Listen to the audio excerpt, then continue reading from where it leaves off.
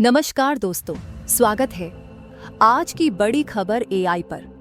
आज की खबर में हम उस चौंकाने वाले तथ्य की पड़ताल करेंगे जिसने भारत की न्यायपालिका की विविधता पर बड़े सवाल खड़े कर दिए हैं। क्या सुप्रीम कोर्ट के जजों में परिवारवाद की जड़ें गहरी होती जा रही हैं? दी प्रिंट की एक जांच में खुलासा हुआ है कि सेठ अपार्टेड जज या तो पूर्व न्यायाधीशों के परिवार से हैं या उनके माता पिता वकील रहे हैं। तो चलिए जानते हैं कि कैसे लीगेसी और वंशवाद ने भारत की न्यायिक व्यवस्था को प्रभावित किया है।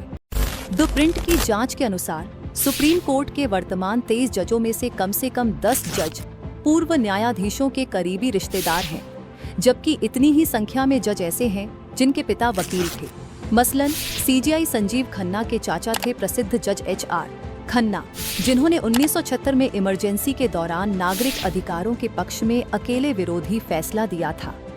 वहीं जज मनोज मिश्रा के दादा और पिता इलाहाबाद हाईकोर्ट के मशहूर वकील थे और उनके भाई व बेटे भी वकालत कर रहे हैं। यह सिलसिला कई पीढ़ियों तक फैला हुआ है।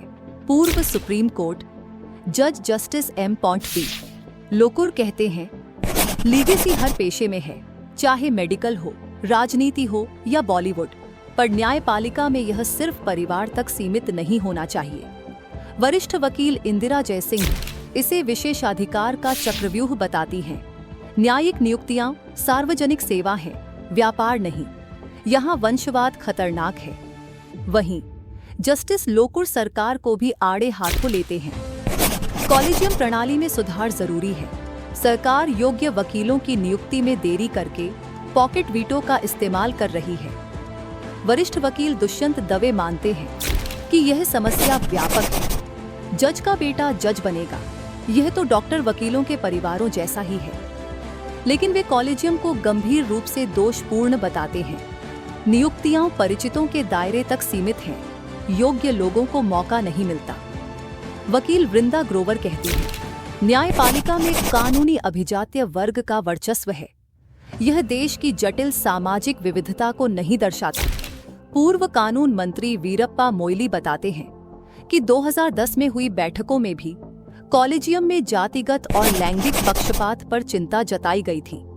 वहीं सौरभ किरपाल, पूर्व सीजेआई बीएन किरपाल के बेटे, मानते हैं कि कानूनी पेशे की शुरुआत में ही बदलाव जरूरी है। जूनियर वकीलों को बेहतर मौके मिलने चाहिए। इंदिरा जयसिंह का सुझाव है, जज पद के लिए आवेदन सार्वजनिक होने चाहिए ताकि पारदर्शिता बढ़े।